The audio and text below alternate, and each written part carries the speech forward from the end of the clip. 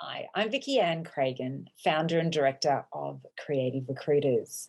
Creative Recruiters specialises in finding exceptional career opportunities for those within the design and creative, digital and marketing niche. Our podcast, The Creative Studio Insider, is your window into the daily work lives of some of the most admired leaders in our creative community. I hope you enjoy it.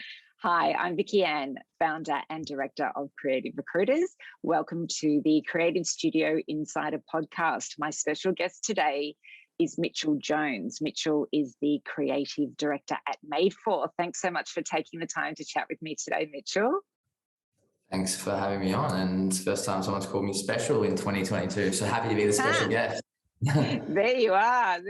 Let's start with you telling our listeners about your company and your role within it. Sure. So we are a design and architecture studio. We predominantly deliver commercial workplaces, which means we've very much become a strategy business in the last couple of years. And that's become our real point of difference for like small to medium businesses is paying a lot of attention to the hows and the whys of people coming to the office and what they can best get out of themselves when they're in the office. Designing environments that support that. It's going to be such an interesting chat with you today because, you know, the landscape of the workplace has definitely changed.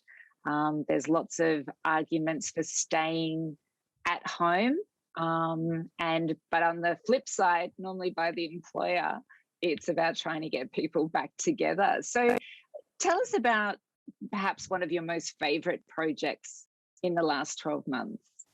Yeah, sure. So probably the most exciting thing we worked on in terms of a brand that people are familiar with, but also very progressive leaders in the business was we did the Frank Body office. So everyone's relatively familiar with that brand. They invented the coffee scrub. They were first to market with that. And now they've got a really broad suite of products that sort of support that. So we started that conversation with the directors like right in the swing of heavy COVID. And it's always been about the compelling reasons that people would come to work and what do their team get best out of being in the office. And they took a warehouse in Cremorne, which is always a really great canvas warehouse. You get the high ceilings, you get the warehouse character. It's a good starting point, but finding a way to inject their brand into that space without it being a too literal or typical representation of the brand. And I think that's what branded environments are now, like in the 2020 and beyond era is, if you're blue, it doesn't mean your office needs to be blue and you need to put your company values on the wall. It's like very subtle things that build a brand in a space. And they did that incredibly well. And they were really tuned into their staff all the way through on what they needed from their office. And I think it's great to work with a business who understand, like they all should, that their most important asset is their staff. And it's just answering those needs and wants from what the office needs to deliver for them. So what is the market telling you about commercial leases and commercial spaces then for businesses? I think a lot of businesses are looking to reduce their footprint, but increase the quality of space and tech in the space. So definitely the prevailing generation now in the workforce is people that are very comfortable with being mobile, just laptoping from anywhere. They don't actually feel like they need a desk per se. And we know that a lot of people in that like micro attention span generation love to go to somewhere like a cafe to push out a piece of work or a busy area rather than sitting in the quiet space to do that work, which is really interesting. So creating like more energetic sort of places to complete work rather than it always being in the same space every day. It's like change is more important than just having like rhythm in returning to the exact same desk. So that allows people to reduce their footprint, but spend more money on great spaces for people to use, which is really nice. So that's happening. 10% of businesses are actually removing themselves from having an office at all. One of my very good friends runs a creative branding studio of sort of 12, 13 people. And one of his biggest challenges has always been that he's had 7 or 8 people in the studio and he's always had 4 or 5 people that are in New Zealand or traveling or somewhere else. And it's like having a connection between most of the people being in, but some people not being in is actually harder than everybody being out and them all just living digitally. So 2022 for them is the first time in 8 or 9 years that they won't have an office. He's not entirely committed to that will be the case in 2023 and beyond, but they're going to give that a crack for the next 12 months and see how it goes. So that's really interesting. That never existed before. No. Was this happening before the pandemic, or is this a result of the pandemic? I think that it got a real strong push because of the pandemic. I think that you don't spend like 150 years of commercial life like gravitating towards everybody coming to the same place every day, and then just like overnight it changes really quickly. You need like something to force that to happen, and I guess the pandemic has done that for a lot of businesses. That being said, I think management in businesses that are smaller, like less than 100 staff, genuinely want to see their staff back in the offices more often than not. Like that feels like the prevailing mentality now, is that we've had our time alone. We can still view working from home as like another space. Like it's almost an extension of the office rather than like I'm home and I'm in the office. It's like there's a place to do high focus work and maybe get a few bits and pieces done at home. But like we think we're better as a business when we have idea sharing between more senior staff and more junior staff, and we have that creativity of sort of the room bubbling rather than it trying to happen on Zoom, and you don't get the nods and the winks and the buy-ins. I've found presenting creative really, really difficult in a Zoom environment, and I've found managing a team of 12 creatives all with their own ideas and thoughts really difficult on Zoom as well. You don't have somebody looking over your shoulder or walking past or doing this and just getting some feedback and someone coming and assisting you with it. And that is what I and a lot of creatives love most about working, is like, hey, I've almost got this idea somewhere, but I need somebody to come in and help me make that better. And that's just a really beautiful thing in person. But I don't know if it's as lovely and special when it's happening all the time online. You're certainly not on your own there. Everyone we speak to in the creative space in particular really is craving that contact. And sure, you're right. It certainly doesn't have to be every day, does it? But you definitely need it.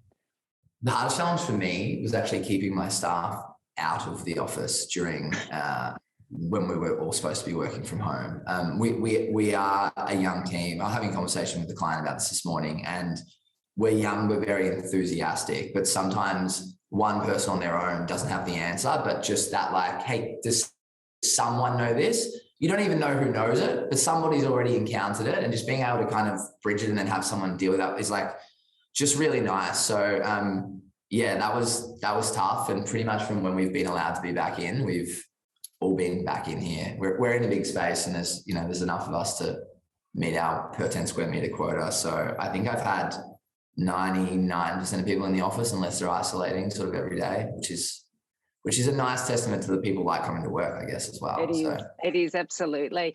And so is there a particular creative process that you guys go through for each of the projects that you work on?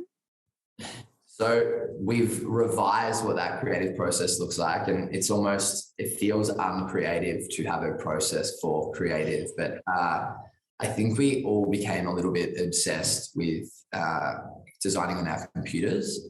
Something we got really good at for translating design ideas was being able to translate them digitally. And in a studio like ours, that meant that our 3D renders or our visuals just got to this just insane like level when everybody just became just a wizard at it, because it was a really easy way to show 10 people on a call what you were thinking for their space. But what it also did, and we felt this when we came back, was everyone was trying to just design on the computer. And my wife, Cara, who's the design director here, she sort of studied in an era where nobody knew how to do all those sort of things on computer. So her process has always been, and I can see them behind you, is like, I'll go to books and I'll go to things that aren't necessarily other spaces. Like we're almost more energized by things that, like if I go and look at offices to design an office, I'm going to end up with a very office outcome in some way. You can do that and you can tweak things and bring them together to get to a good creative outcome. But we've now got this like 2-hour rule when you first jump into a project after you've done the workshopping and the creative, that you have to entirely stay off digital before you come with a concept or a design. And even just in 2 or 3 weeks, it's been so interesting how like quite abstract ideas, and they don't need to remain entirely abstract when they get to execution. Because like, if you're if your concept is something entirely abstract, you're never going to be able to translate that into space. But if you can always go back to that sort of thought, it's like, oh, I can't make a decision on X or Y here, or I'm a little bit stuck with this. If you've got a grounding, something that sits there, I think that helps a lot. And running back to that frank body process, we've now asked our staff to actually also distill that into like quite a neat little sentence. So it's like, if somebody asked you like what you're trying to achieve with this creative piece, just give it to me in your like founding or grounding sentence of what you do or what you're trying to do with that concept. And for them, it was a fistful of self-care. And what that always meant to us was there was like this gritty fistful, but then there was this like soft self-care aspect to it. And you could make design decisions with that as a compass every single time. And we went, okay, let's have a compass for our creative. It doesn't stop you from going everywhere, but it always gives you something to come back to. And we're a fee-for-service business, like most creative services businesses are. So you can't go wandering out in the woods for weeks and weeks and come back with an idea and it doesn't work. You've still got a timeline to execute to. So the compass helps a lot, we think. And what are your secrets when it comes to bringing the team together so that they can work collaboratively then? Are you using any particular tech or processes that brings everyone together easily? We're a little boring there. We're using Microsoft Teams. It's kind of, they stole everybody's platform and then just put it all into one platform and sold it to like 60% of the workforce. I think everybody seems to be almost on Teams right now. It's got a good chat. It's got a really good chat function. It's got a good file sharing function. But in terms of away from the tech, we're really encouraging like disagreement and like making it like, don't be upset if somebody doesn't see eye to eye with you. I mean, the reason I was like a minute or two late with this call was because Maddie, Caitlin and I were really arguing over, like not arguing, but like creatively working over which pale blue best complemented like quite an electric blue, you know, and everyone's got a strong opinion on that. And I think good creativity is like allowing strong opinions to flourish. Otherwise, eventually you kind of end up always regressing to the mean, you know. I've had so many conversations around creative, and again, a time where everybody actually just gets worn out and then somebody walks away and they're not even necessarily sure what the final outcome was. And they go back to their computer and they go, what am I actually doing here? Because we just all got exhausted from arguing. So having those creative discussions and then having that rule or that like walk away with, we actually got to the solution by going through it rather than just kind of eventually giving up on having a hard conversation. So I think hard conversations are good creative. Yeah. I really connect to that. It's one of the core things that I've always had in my team.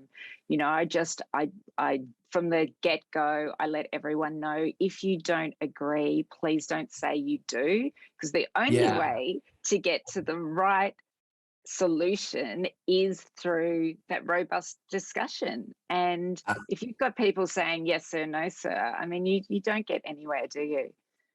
And you find it definitely with new staff. We found it maybe less when we were younger and the talent we were attracting had come from better or bigger firms. But now that, you know, we're getting, you know, we used to get 10 applications for a job. It was like, oh, that firm's only got 2 jobs online and there's only 3 people working there. And I'm not sure it's a good idea to go and work. Now that we get, you know, 100 apps every time we put one out, new people come in and you can feel like they're not ready yet to kind of just like throw, and you have to like pull it out of them. And like the first time I see somebody like really do that on one of their concepts, that's when we got dogs and postmen and everything going on. That's great.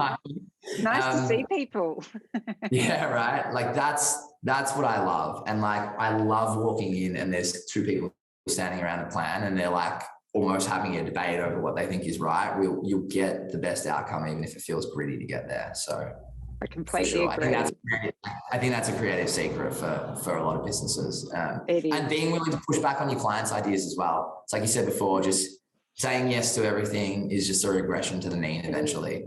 We live, breathe, eat, sleep design here. One of the first question I ask everybody in interviews is like, are you a design head? And when I say that, I mean like, is it what you do from 9 to 5, or is it something that you can't help yourself from flipping through magazines and reading about things all the time? Like when you go into a cafe or a restaurant, you just find yourself like disengaging with the conversation and going, I wonder what that paint finish is and how they detail. Like, I think that that's something in creative that you really can't, it can't be a job. It really has to be a passion. And I don't know how I got here, but I'm obviously. Well, it's a really good segue into my next question, because I wanted to ask you about your thoughts around whether creativity is a part of someone's nature from the get-go, or is it something that you think can be nurtured and taught?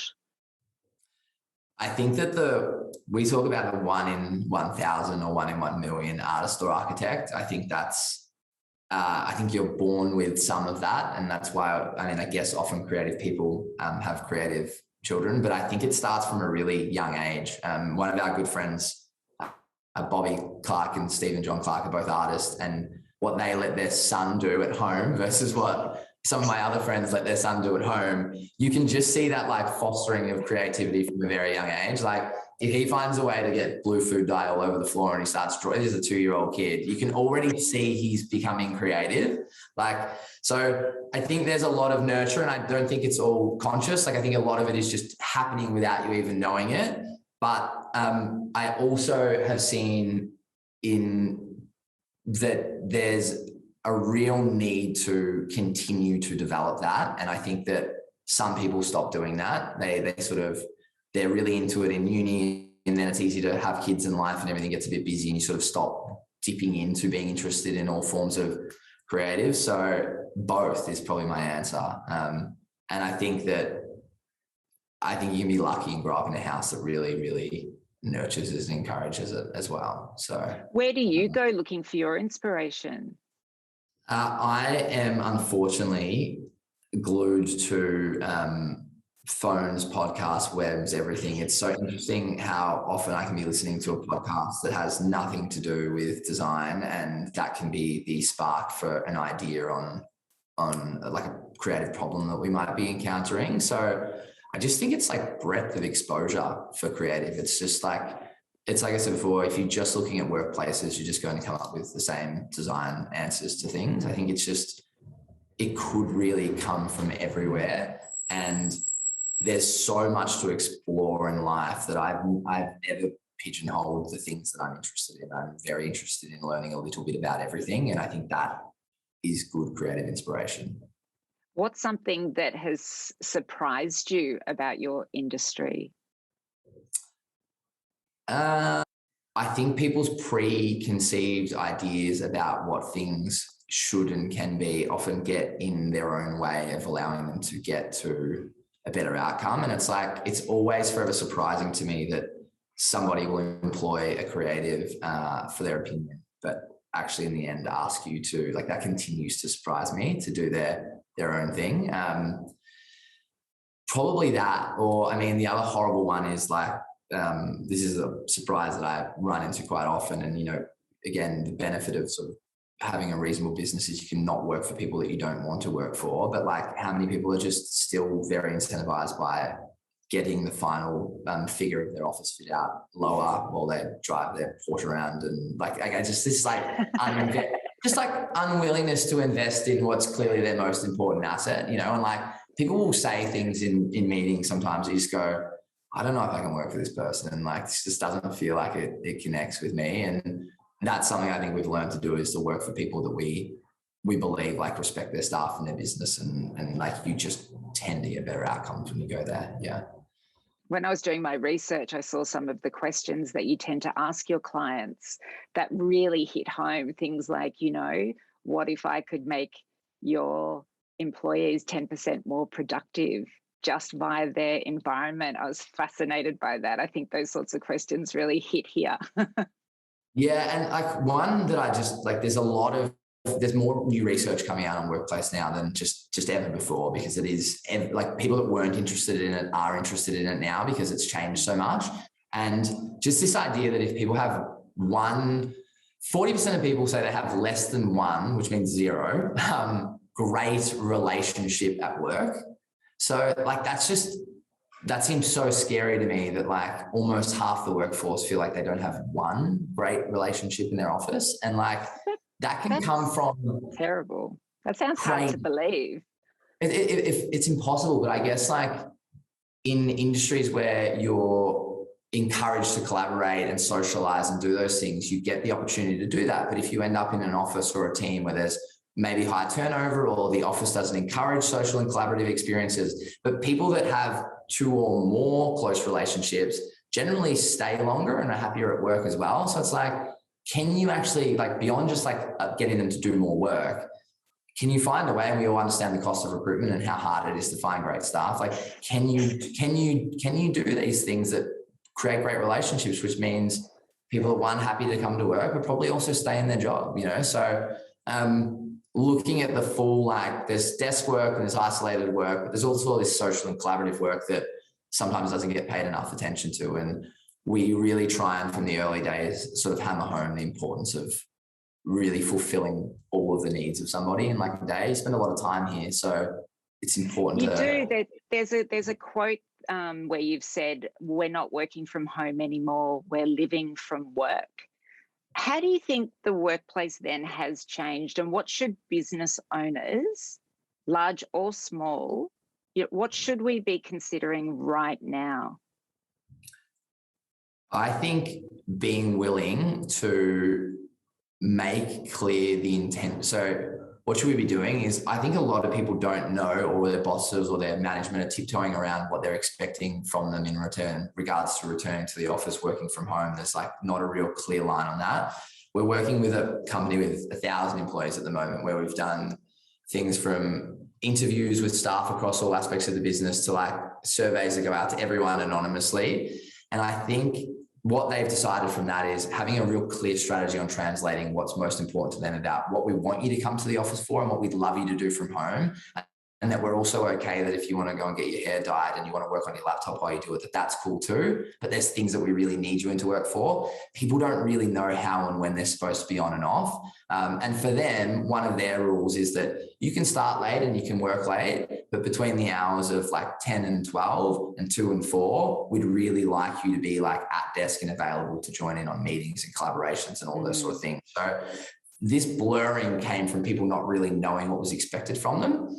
I think at least if at some stage management go, here's what we'd really like from you, and they're calling it a social contract. They're saying, this is your social contract to working. This is what we're expecting from you. And then we trust outside of those things that you'll do what's right for you. You'll go for a walk when you need to clear your head. You'll pick your kids up from school. You'll go watch them do swimming. You'll do all those things. But here's the minimum things that we'd like, because we are still employing you and paying you and all those sort of things. And like that for a lot of businesses includes coming into the office like twice a month for all team things, like where everyone on that team will come in, but also coming to the office 2 days a week and having a 15-minute catch up with your manager or whatever it might be, face to face. So I think rules and guidelines to the way we want our teams to work, because I just think a lot of people don't really have them, you know. People go to their desk every day. In defense of the employer is also making a shift for the first time in their career. And, you know, we've all been conditioned to go to the workplace every day, and then that was taken away from us. I think that the point you make about transparency is the key, because there's all these hidden costs to the employer that the employee probably doesn't have at the top of mind, such as, you know, we were paying rent for a city space for 2 years with no one in it. You know, that hurts. Absolutely. Yeah, absolutely. And yeah, I mean, that's something that I hadn't even done with my own staff, but like now I think everybody here very clearly really understands just like what we expect as a minimum for the cost of keeping the lights on, having good coffee and all those great things that everybody loves about work. Like, here's what we'd like in return from you. And I think there's no pushback when it's like, it's reasonable and it seems clear. So, I mean, we are encouraging a couple of days a week to work from home. Nobody's really taking it right now because like they know they can do it, so they don't feel bad about doing it, but they're choosing to come to work right now, which is nice. And a lot of employees aren't choosing to come to work right now. And like, you're in a field where probably for the first time ever, you're seeing applicants that are really suitable for roles saying, I only want to work from home. And the employer saying, this person has to at least come to work 3 or 4 days a week. And I get that, because at high salary points, one, you're paying for them to deliver work, but two, you're actually paying for them to be around other people and make them better. Like, and that's the biggest thing. Like, if a lot of people actually are on a salary where even if they went and did their hourlies, by the time you factor in that they go on holidays, have seat costs, software costs, technology costs, they actually don't really make the business a lot of money. But what they do is they make everyone else around them better. And they do the best version of that when they get to be around people. So, yeah. Yeah, and reminding your sort of junior to midweight staff of that is really important. That is actually how they learn. You know, they just learn because they're listening and they're watching. What's one thing that you know now that you wish you knew at the beginning of your career? I had a business mentor for about a year, 3 years into business, where I was always busy and would go between wanting a 100-person business and a 2-person business, because like it was easiest when it was just 2 of us. And then there was like flex points where it got harder, and then it get easier again, and it gets harder again, and then you need a HR, and like all these things sort of change. So originally he just made me write down for the first time that I'd ever done it. Like if people were obsessed with writing 10 goals or like, you know, goals that are 1 year, 3 year, 5 year, he just got me to write out what I wanted out of the next 6 months, and then like what I wanted out of the next 2 years. And that was all it was. He's like, I understand your personality and you're not going to be able to think 5 years in the future because it'll change so often that your goal will kind of confuse you. But let's just look at those 2 things. And then just through talking to other people about that, that's now merged into me for like a set of rules that I kind of have for myself. And like they're anywhere from like little things that make me better as a manager to little things that make me better as like a dad and a husband, and being able to like go to bed at night with a clouded head and read those things to yourself. I mean, it's almost at the point now where I know them, but like the process of slowing down to do it kind of generally makes me go, well, I know how I can deal with, it's like when we were talking about the creative before, like it can go everywhere, but as long as it has somewhere to come back to. The thing that it comes back to me is like, I can read these things and it kind of gets me through how I, you know, and I didn't have those things in early days. I was just like, you know, the pinball machine just bouncing around, sort of banging into everything, making loud noise and not really knowing where I was going. And if you're making money in the early days, sometimes that feels like it's the only thing that really matters and everything else is kind of going crazy in here, there and everywhere. And it does a little bit because it's nice when you leave a secure job to make some money, but eventually you need these things. And like, I've got them written down here, and like, you know, an example of a few of them is like, always take the high road. It's far less crowded. So like when I feel like I'm about to get into a stoush with someone about something that probably doesn't matter so much, just like thinking about that. Work-life balance doesn't balance out every week. You know, like that's another important one for me, especially not when you're running a business. And then I've seen this, and this is the most recent one that I've added. And I've seen a lot of stuff in the last couple of years about just not giving a shit or whatever about what anyone thinks. I've actually written always care about what people think and how you feel about yourself. I think it's important. I think this is a really dangerous thing. It's like, hey, who cares what everyone thinks? It's like, I don't care what everyone thinks, but look after yourself as well. But like, stop just feeling like that doesn't matter. And I just hated every time I saw someone reading that book or talking about that. So it's like, it's something for me now. It's like, no, you know what? Let's worry about it. So those things now help me a lot. And I have friends right now because I'm at that age where they're testing the waters on, do I go out and work for myself? And I think just knowing at least, even if it's 2 or 3 things to start off with of what you want out of it is really important. That's just such great advice, Mitchell. Thank you so much for sharing that. I imagine that there's a lot of employers and, you know, creatives out there that wish they knew that then as well. But really, really good advice. Thank you so much for spending time with me today. Absolutely. I really appreciate it. I can't wait to come in and have a look at your office space. I'm guessing that that's maybe half of the reason why you get people to go in there every day. It's a nice place to come to work for sure. I bet it is. Yeah. All right, Mitchell, thank you so much for your time. You take care and keep well. Thanks, you too. Bye. See you, listeners. I hope you enjoyed our podcast today. You can actually watch the podcasts by visiting our website at creativerecruiters.com.au, or you can listen to our previous episodes via your favourite podcast app. If you need a hand finding staff for your team, I'm only an email away at va@creativerecruiters.com.au, or you can call me on 0413 453 563. Thanks so much for listening and have a great day.